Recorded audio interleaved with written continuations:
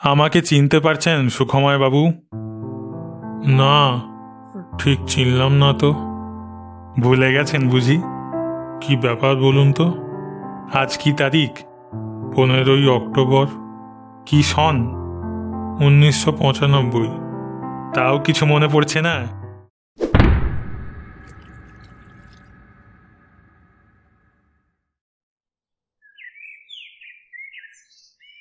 সুখময় সেনের বয়স 35। এই বয়সেই সে চিত্রকর হিসেবে বেশ খ্যাতি অর্জন করেছে। পোর্ট্রেটেই তার দক্ষতা বেশি। সমজদারেরা বলে সুখময় সেনের আঁকা কোনো মানুষের প্রতিকৃতি দেখলে সেই মানুষের জ্যান্ত রূপ দেখতে পাওয়া যায়। বহু প্রদর্শনীতে তার আঁকা পোর্ট্রেট দেখানো হয়েছে। শিল্প সমালোচকেরা তার প্রশংসা করেছে। কিন্তু শিল্পীরা সবসময় এক পথে চলতে ভালোবাসে না। সুখময়ও এ ব্যাপারে ব্যতিক্রম নয়। সম্প্রতি তার মনে হয়েছে পোর্ট্রেট তো অনেক হলো, এবার একটু অন্য ধরনের কিছু আঁকলে কেমন হয়। এই অন্য ধরনটা সুখময়ের ক্ষেত্রে হলো ল্যান্ডস্কেপ বা প্রাকৃতিক দৃশ্য। এই প্রাকৃতিক দৃশ্য আঁকার উদ্দেশ্যেই সুখময় হাজির হয়েছে পাহাড়ে। যখন সে ছবি আঁকে তখন তার পাশে কেউ উপস্থিত থাকলে সেটা সে মোটেই পছন্দ করে না। এই প্রবণতা অবশ্য সব শিল্পীর মধ্যেই কম বেশি দেখা যায়, কিন্তু সুখময়ের মধ্যে এর মাত্রাটা যেন একটু বেশি। বাহ, আপনার আঁকার হাত তো খাসা মশাই। আমি চিত্রকরদের খুব উঁচুতে স্থান দিই, এক্সিবিশনে যাই সুযোগ পেলেই। আপনার কি কখনো কোনো প্রদর্শনী হয়েছে? হ্যাঁ। আপনার নামটা জানতে পারি কি? সুখময় সেন। বলেন কি মশাই, আপনার নাম তো আমার বিলক্ষণ জানা, কিন্তু আমি যতদূর জানি আপনি তো ল্যান্ডস্কেপ আঁকেন না। আপনার ছবির প্রদর্শনীতে আমি গিয়েছি, সেগুলো সবই পোর্ট্রেট। তা আপনি হঠাৎ সাবজেক্ট চেঞ্জ করলেন কেন? স্বাদ বদলের জন্য। আপনি কি এখানেই থাকেন? আগে না, আমার এক আত্মীয় থাকে, আমি তার বাড়িতে দিন দশেকের জন্য এসে উঠেছি। আমার নাম গণেশ মুৎসুদ্দি, কলকাতায় থাকি, একটা ইন্স্যুরেন্স কোম্পানির অ্যাসিস্ট্যান্ট ম্যানেজার। তা আপনি কি মানুষের ছবি আঁকা একেবারেই ছেড়ে দিলেন? পোর্ট্রেট তো অনেক আঁকা হলো, তাই এবার ল্যান্ডস্কেপের দিকে ঝুঁকেছি। আপনি আপনি আমার একটা ছবি এঁকে দেবেন? শুনে অবাক লাগছে তাই না? এই ধরনের প্রস্তাব যে আমি এভাবে হুট করে করে বসবো তা নিশ্চয়ই ভাবেননি। তাহলে ব্যাপারটা ভালো করে আপনাকে খুলে বলি। আমি একটা অভিনব অফার দিচ্ছি আপনাকে। আপনি পোর্ট্রেট আঁকবেন, তবে সাধারণ পোর্ট্রেট নয়। কীরকম? আমার প্রস্তাবটা আগে শুনুন, তারপর আপনার যা বলার বলুন। আমার মনে হয় এটা আপনি উড়িয়ে দিতে পারবেন না। ঠিক আছে, বলুন। ব্যাপারটা হলো এই, আপনি আমার একটা ছবি আঁকুন, কিন্তু সেটা হবে এখনকার চেহারা নয়। আজ থেকে ঠিক 25 বছর পরে আমার যে চেহারা হবে সেইটে আপনাকে অনুমান করে আঁকতে হবে। আজ হলো 15ই অক্টোবর 1970। আপনার ছবিটা আমি উপযুক্ত পারিশ্রমিক দিয়ে আপনার কাছ থেকে কিনে নেব। তারপর আজ থেকে ঠিক 25 বছর পরে, অর্থাৎ 15ই অক্টোবর 1995, আমি আবার ছবিটি নিয়ে আপনার সঙ্গে দেখা করব। আমার কথা নড়চড় হবে না।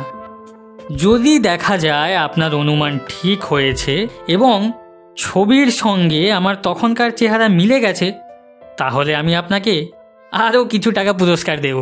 বলুন, রাজি? আপনার প্রস্তাব যে অভিনব তাতে সন্দেহ নেই। এমন প্রস্তাব কেউ কোনো শিল্পীকে করেছে বলে তো আমার জানা নেই। এটা একটা চ্যালেঞ্জ বটে। তবেই ভাবুন। আচ্ছা, ছবি না হয় আমি আঁকলাম, কিন্তু 25 বছর পরে আপনার সঙ্গে যোগাযোগ হবে কি করে? আমি আপনার সাথে যোগাযোগ করব। আপনার এখনকার ঠিকানা আপনি আমাকে দিন, আর আমিও আমার ঠিকানা দিচ্ছি। যার ঠিকানা বদল হবে সে অন্যকে জানাবে। এই ব্যাপারে যেন অন্যথা না হয়, নইলে পরস্পরের সঙ্গে যোগাযোগ বিচ্ছিন্ন হয়ে যাবে।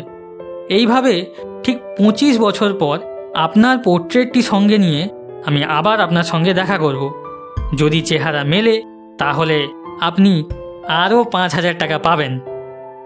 না মিললে অবশ্য টাকার আর কোনো প্রশ্ন উঠছে না, কিন্তু এটাও বুঝুন যে আপনার কোনো লোকসান হচ্ছে না, কারণ আপনার পারিশ্রমিক আমি এখনই দিয়ে দিচ্ছি আপনাকে। ঠিক আছে, আমি রাজি আছি। এখানেই কাজটা হবে তো? তা তো হতেই পারে। আমি এখানে আরও 10 দিন আছি, তার মধ্যে আপনার পোর্ট্রেট হয়ে যাবে না? পোর্ট্রেট করতে দিন 5-এর বেশি লাগবে না। আমি আরও 7 দিন এখানে আছি। তাহলে কালই শুরু করা যাক। নিশ্চয়ই। কিন্তু এমন উদ্ভট প্ল্যান আপনার মাথায় এলো কি করে? আমি মানুষ চাই একটু রঘুরে আর খামখেয়ালি। আমাকে যারা চেনে তারা আমার এদিকটা জানে। আপনার সঙ্গে পরিচয় হয়নি, তাই আপনার কাছে ব্যাপারটা অদ্ভুত লাগছে। আপনার বয়স এখন কত? 37। 25 বছর পরে আমার বয়স হবে 62।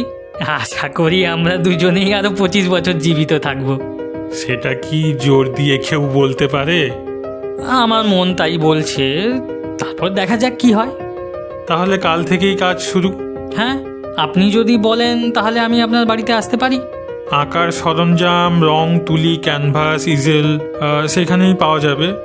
আমি এখানে ওই স্মিথ সাহেবের বাংলোতে উঠেছি।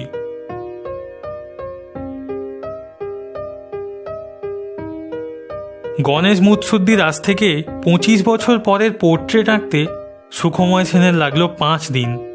গণেশ মুৎসুদ্দির মাথা ভর্তি চুল, কিন্তু সুখময় লক্ষ্য করেছে যে সে চুলের জাত পাতলা, তাই 25 বছর পরে তার মাথায় একটা বিস্তীর্ণ টাক দিয়েছে সুখময়।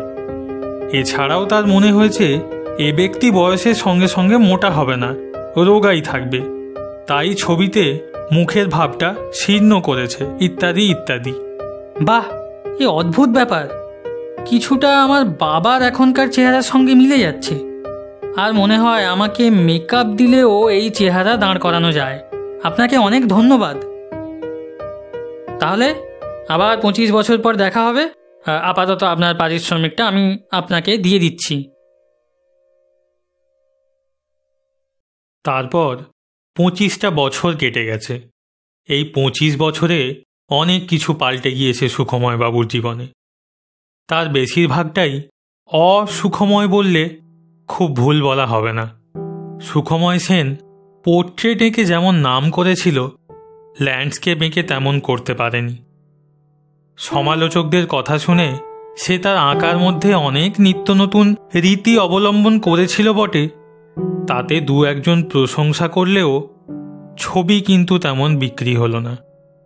অথচ সুখময় পেশাদারি চিত্রকর, ছবি এঁকেই তাকে পেট চালাতে হয়। জীবনে সে প্রথম টের পেল অর্থাভাব কাকে বলে। 1980 ডিসেম্বরে সুখময়ের বাপের মৃত্যু হল।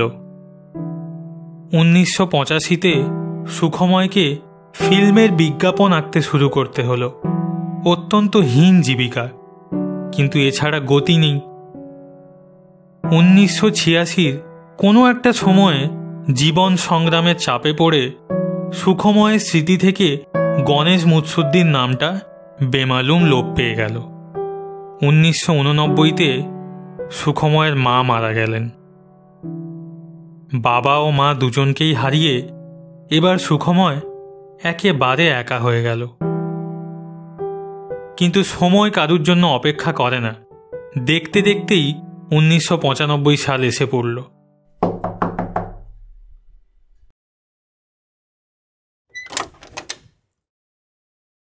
আমাকে চিনতে পারছেন সুখময় বাবু? না, ঠিক চিনলাম না তো। ভুলে গেছেন বুঝি? কি ব্যাপার বলুন তো? আজ কি তারিখ? 15ই অক্টোবর। কি সন? 1995। তাও কিছু মনে পড়ছে না? 25 বছর আগের সেই পোর্ট্রেট আঁকার ঘটনাটা বেমালুম ভুলে গেলেন? মনে পড়েছে, আপনার একটা পোর্ট্রেট করেছিলাম আমি আজ থেকে 25 বছর আগে। কিন্তু সে চেহারার সাথে আমার এখনকার চেহারার কোনো মিল নেই, তাই তো? আমি জানি। তার আগে ভেতরে আসতে পারি কি? ও মাফ করবেন, আসুন আসুন। কিন্তু আমি তো হেরে গেলাম। আপনার মাথা ভর্তি চুল, আপনার ঝুলপি, এসব তো কিছুই আমি আঁকিনি। আমার চেহারা দেখে কারোর কথা মনে পড়ছে আপনার?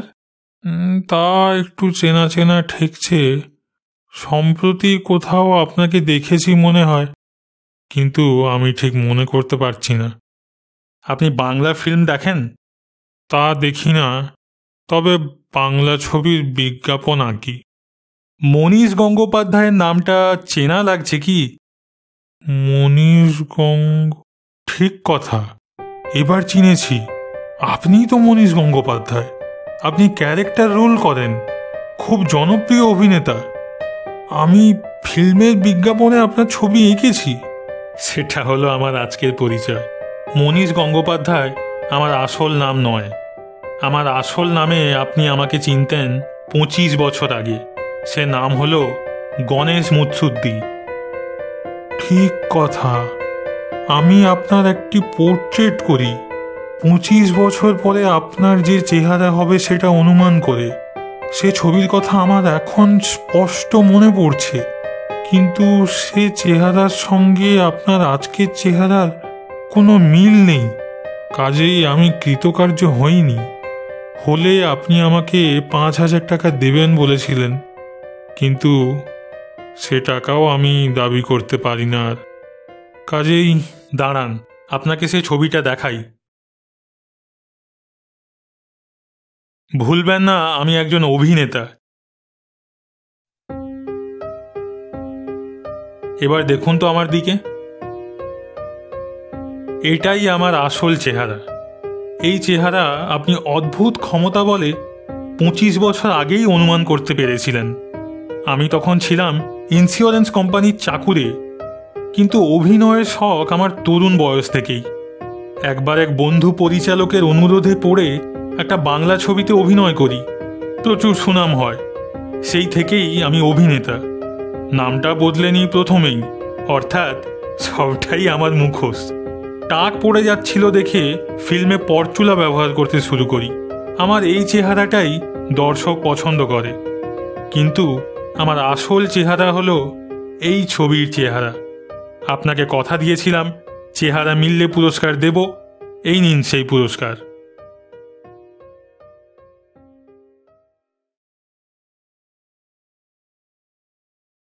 শুনুন, আমি অভিনয় করি বলে যে আর্টের প্রদর্শনীতে যাই না তা নয়। আপনার এ মতিভ্রম হলো কেন মশাই? আপনার পোর্ট্রেটে এত সুন্দর হাত, আপনি সেই ছেড়ে অন্য লাইনে গেলেন কেন? আমি আপনাকে বলছি, আপনি সমালোচকদের কথা ভুলে যান। আপনি আবার পোর্ট্রেট আঁকতে শুরু করুন। আমার ধারণা আপনার হাত এখনো নষ্ট হয়নি। আমি তাহলে আসি। আমার অ্যাডভাইসটা অগ্রাহ্য করবেন না। সুখময় করেনি অগ্রাহ্য, এবং তাতে আশ্চর্য ফল পেয়েছিল। 1995-এর ডিসেম্বরে তার আঁকা পোর্ট্রেটের প্রদর্শনীতে নতুন করে তার দক্ষতার সুখ্যাতি হলো, আর সেই সঙ্গে ছবি বিক্রিও ভালো হলো।